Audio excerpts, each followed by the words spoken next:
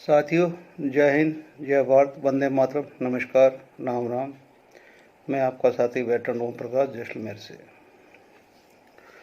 आज एक संयुक्त मुद्दा आपके साथ में लेके आया हूँ, जिसके अंदर हमारी ओआरओपी भी है, ईवीएम भी है।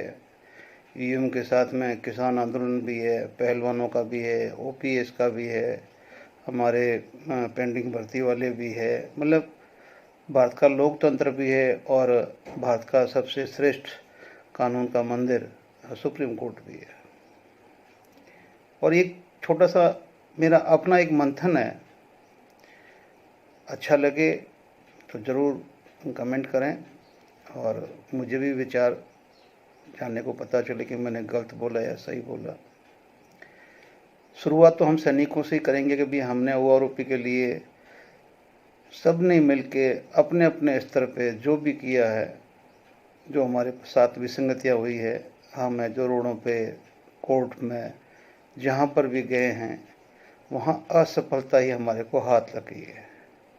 न सरकार ने हमारा साथ दिया और न कोर्ट ने पॉलिसी मैटर के अंदर कोई भी इंटरफेयर करने के लिए हमारा साथ दिया। कल एक और फैसला आया था जो ऑनररी न्यायाधिकार के लिए था कि भाई उनको 2006 के पूर्व वालों को, ऑनररी वाले हैं, उनको कन्वर्ट जो हमारी एमएसपी एसीपी के हिसाब से न्याय दर की पेमेंट हो जाए, लेकिन वो भी हमारा मुद्दा गौण हो गया। आगे भी उम्मीद कम ही बची है कि सरकार की पॉलिसी में सुप्रीम कोर्ट साथ देगा या नहीं देगा। अब मैं सिर्फ पिछले 10 साल में इस सरकार की एक काम करने की पॉलिसी को ज़रूर मैंने जजमेंट किया है कि इस सरकार में माननीय नरेंद्र मोदी जी दोनों बार के प्रधानमंत्री रहे, तीसरी बार अभी जो चुनाव घोषित हुए हैं इसके अंदर वो है जो फिर प्रधानमंत्री के दावेदार कहे जा रहे हैं। पब्लिक इस तीसरे चुनाव के लिए तरह तरह के आंदोलन, तरह तरह के इल्ज़ाम, तरह तरह के सब कुछ कह रही है, लेकिन जो हमारे कुछ लोग जो गोदी मीडिया कहते हैं जिसको, या कुछ भी कहते हैं, उनका आकलन देखे तो आज भी पलड़ा माननीय मोदी जी का भारी है। विपक्ष कहीं बचा हुआ दिख नहीं रहा है, न संगठित दे रहा है। जैसे हमारे सैनिकों में है वैसे ही बिखरा हुआ विपक्ष है। जैसे सैनिक बिखरे हुए थे, कुछ नहीं पाया, ऐसे ही विपक्ष बिखरा हुआ है, वो क्या पाएगा। हमारी एकता नहीं हुई तो अपने अहंकार में नहीं हुई, अपने संगठन को बड़े बनाने बताने में। विपक्ष की भी यही है कि वो अपना पार्टी बड़ा बनाता है, वो अपना बड़ा बनाता है। लेकिन यहाँ एक चीज़ मैं कहूँगा कि पिछले कई दोनों टाइम से ही ईवीएम हमेशा निशाने पे रही कि भाई ये भारतीय जनता पार्टी का एक अच्छा हथियार है।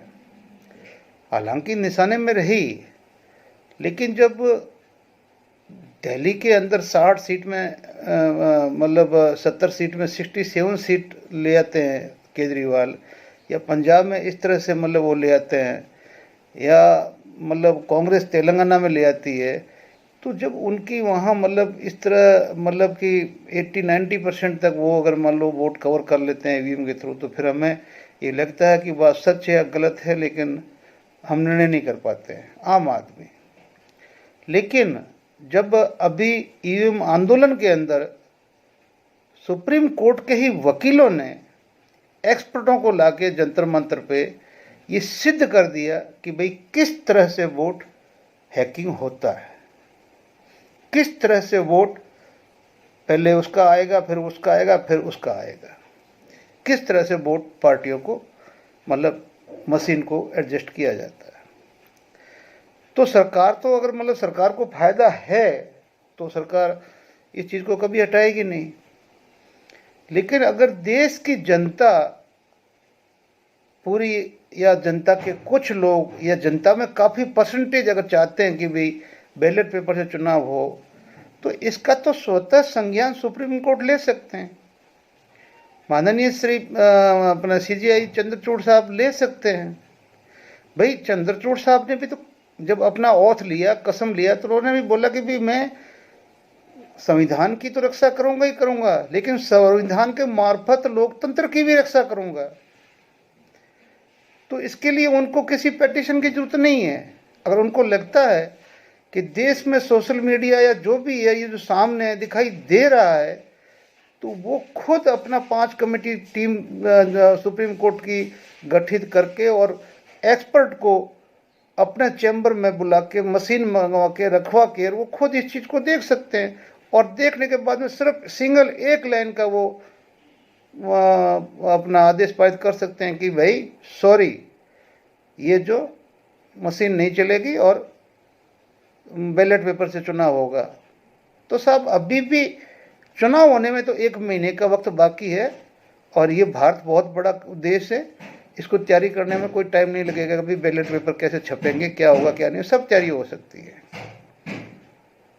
तो ये तो रहा था कोर्ट का कि सिंगल एक लाइन का वो स्वतः संज्ञान लेके सुप्रीम कोर्ट चाहे तो आज इस चीज़ से पर्दा उठा सकती है और एक अच्छा संदेश दे सकती है। अब वो हम नहीं कह सकते कि वो क्यों नहीं कर रहे, क्या है क्या नहीं है, या कब संज्ञान लेंगे इसका। लेकिन ये जरूर है कि अगर देश में लोकतंत्र को खतरा है, लगता है ऐसा, तो सुप्रीम कोर्ट को स्वतः संज्ञान लेना चाहिए। दूसरा, हमारे आज़ाद भारत के अंदर टोटल 25 पूर्व मुख्य आयुक्त गूगल सर्च पे बताते हैं, ठीक है ना, जिसके 10वें नंबर पे आते हैं टीएन शेषन।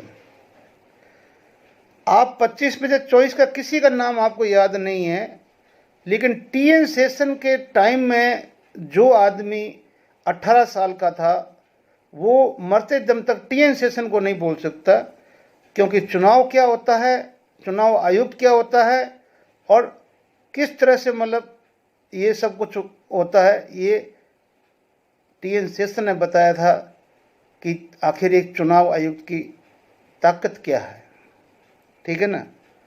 ऐसे 4 हमारे पूर्व मतलब आयुक्त भी हुए हैं, लेकिन मुख्य निर्वाचन जो आयुक्त हुए हैं वो 25 बता रहे हैं, और 2 अभी एक को हटाए हैं, अभी नहीं किया, तो 27 समझ लो। अब इसका कारण क्या था कि टीएन शेषन साहब को हम क्यों याद करते हैं कि उन्होंने चुनाव आयोग को सरकार से ऊपर माना था, उसकी शक्तियों को सुप्रीम कोर्ट की दी हुई वो शक्तियां माना था, और उन्होंने कहा था कि सुप्रीम कोर्ट और चुनाव आयोग लोकतंत्र में अपना एक महत्वपूर्ण स्थान रखते हैं, उनके फैसले अटल होते हैं। बाकी जो रिमेनिंग बचे हुए हमारे चॉइस है, या 2 अभी के 26 समझ लें, तो वो सरकारी के क्या थे वो आप लोग जान सकते हैं। लेकिन टीएन शेषन कभी झुके नहीं। जैसे आज सरकार के लिए कई फैसलों में देखने को आता है कि चंद्रचूड़ साहब, जिसके लिए कई चीज़ों को आने वाली पीढ़ियां याद करेगी, तो मैं हाथ जोड़ के उनसे भी अर्ज करूंगा कि हमारी आवाज़ पहुंचती है, हमारी तो क्या पहुंचेगी, लेकिन शायद पब्लिक बहुत बड़ी चीज़ है, पहुंचा भी सकती है। अब हम आगे बढ़ते हैं कि भाई एक पार्टी क्या वाकई सब संस्थानों से, कानूनी संस्थाओं से सबसे बड़ी हो जाती है? पार्टी का जो निर्वाचित मुखिया जो होता है वो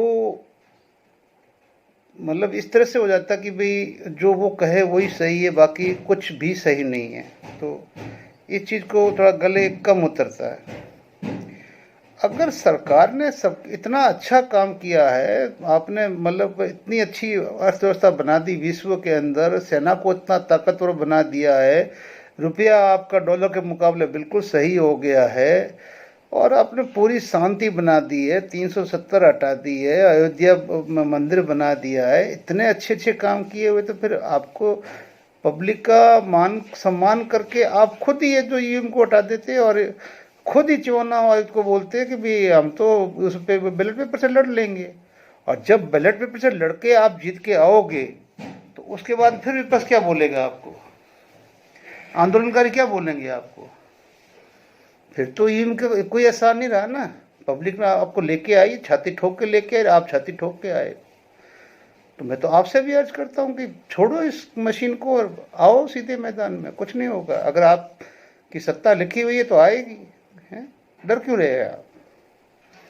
अब इतनी जो मैंने बताई है कि आंदोलन चले हैं, इतने आंदोलन हुए हैं, सब कुछ हुआ है, तो मतलब मेरे समझ से बाहर है कि किसी की भी सुनवाई कहीं पर भी नहीं हुई।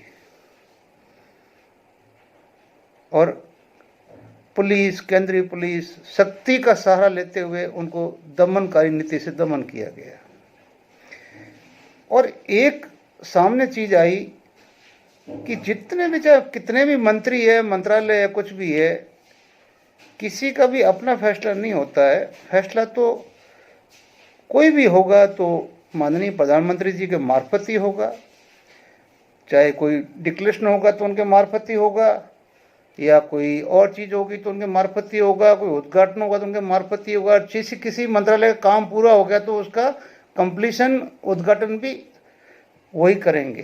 तो यहाँ में 10 साल में एक चीज़ देखने को मिली कि there is the one man army, यानी कि भी इस पार्टी में इतना तो अच्छा है कि वन मैन आर्मी है।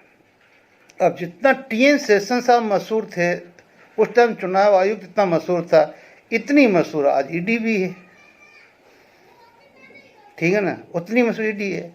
अब यहाँ ईडी का ये संबंध नहीं आ रहा कि भाई यही सरकार जिनको ईडी का संबंध देख के पता नहीं करोड़ों का घोटाला बताती है, और सुबह जब वो इस सरकार में शामिल हो जाता है तो उसके सारे केस समाप्त हो जाते हैं, और जब किसी के नहीं होते हैं तो वो गिरफ्तारियाँ, ये वो सब चलता रहता है। तो वो हमें कोई मतलब नहीं, हम सैनिक आदमी हैं।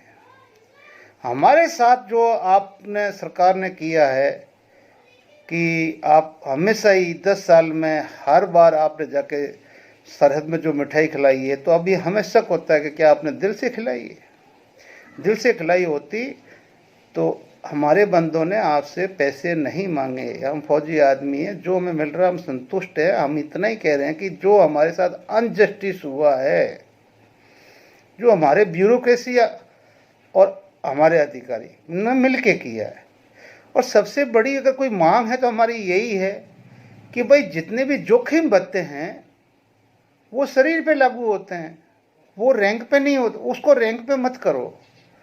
जोखिम भत्ते जो भी है, जान को जो जोखिम है, शरीर को जो जोखिम है, एक इंसान को जो जोखिम है एज ए सोल्जर, चाहे वो अधिकारी हो, चाहे वो सिपाही हो, चाहे कोई भी हो, जोखिम भत्ता दोनों का बराबर होना चाहिए।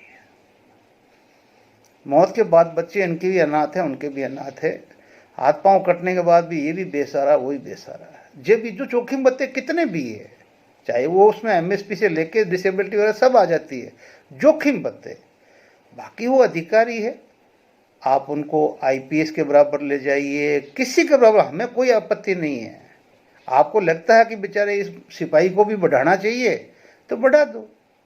हमें तो पता कि राजस्थान की पुलिस का एक कांस्टेबल 2600 लेता है, सेना का एक सैनिक 18,000 लेते हैं, 26,000 लेता है, सॉरी माफ़ करना। जब वो मतलब कांस्टेबल जब अपना ट्रेनिंग पूरा करके हमारी तरह कसम परेड खा लेता है तो वो 26,000 से स्टार्ट होती है उसकी, राजस्थान गवर्नमेंट की। और वहीं पे हमारा जो है सिपाही है, कसम परेड के बाद में 18,000 लेता है, वो केंद्र सरकार का है। तो जो आपकी मर्जी है करिए, आप सर्वे सर्वा है, हमें वो कुछ नहीं है। लेकिन हम ये जरूर कहेंगे कि कितना भी तेज पत्थर ऊपर उछालो, उसकी एक सीमा होगी। उस सीमा के बाद में वहां तक जाग के फिर उस पत्थर ने इस धरती पे ही आना है। कोई सोचे कि वो पत्थर वहीं पे रहेगा ऊपर, तो ये उसकी गलतफहमी है। मैं सरकार से या माननीय मोदी जी के किसी के विरुद्ध नहीं हूँ, मैं विरुद्ध हूँ विचारों से, पॉलिसियों से। ऐसा नहीं होना चाहिए। आपके लिए सब समान है। जब हम सामने देख रहे हैं सुबह क्या हो रहा है, शाम को क्या हो रहा है, दोपहर को क्या हो रहा है, और भाई अगर मान लो जब लोकतंत्र में विपक्ष होगा ही नहीं, भाई अब यही तो हम देख रहे हैं कि विपक्ष नहीं होना चाहिए। ये जो अभी सत्तारूढ़ पार्टी का एक ही एम है कि विपक्ष नाम की कोई चीज़ नहीं होनी चाहिए। तो फिर तो एक निरंकुश शासन हो जाएगा ना, कि जब कोई बोलने वाला नहीं होगा तो तो निरंकुश शासन के लिए विपक्ष होना बहुत जरूरी है। ये चाणक्य नीति कहती है। अच्छा विपक्ष ही एक सत्ताधारी पार्टी को अच्छा शासन करने में मदद देती है। ये हमारे अपना विचार है, बाकी जिसको जैसा लगे। अब मेरी आखिरी अपील कि जिनको लगता है कि भी ईवीएम से अगर या तो तुम लोगों ने ये आवाज़ उठानी नहीं थी, भाइयों बहनों दोस्तों जो भी है, उठाइए। तो आज कलम उठाइए। हर आदमी, अगर मेरी आवाज़ आज तक पहुंचती है, नहीं तो मेरे जो भाई यूट्यूब चलाते हैं जिनके अच्छे व्यूवर है, उनसे रिक्वेस्ट करूंगा कि भाई आप भी बनो और आगे डालो कि भाई कलम उठाइए, छोटा सा लेटर एक सीजीआई के नाम से लिखिए कि इसको बंद करो। एक कॉपी लिखिए, कॉपी 2 कर दीजिए चुनाव आयोग को कि भाई अगर ये आएगी तो हम वोट नहीं करेंगे। बस इतना ही काम करना है। एक चिट्ठी लिखनी है, एड्रेस कर दो सीजीआई को और कॉपी 2 कर दो चुनाव आयोग को कि भाई ये हमारे वहाँ पे लग गई तो हम वोटिंग में नहीं जाएंगे। आपको घर से उठा के तो कोई वोट लगा नहीं, ठीक है ना।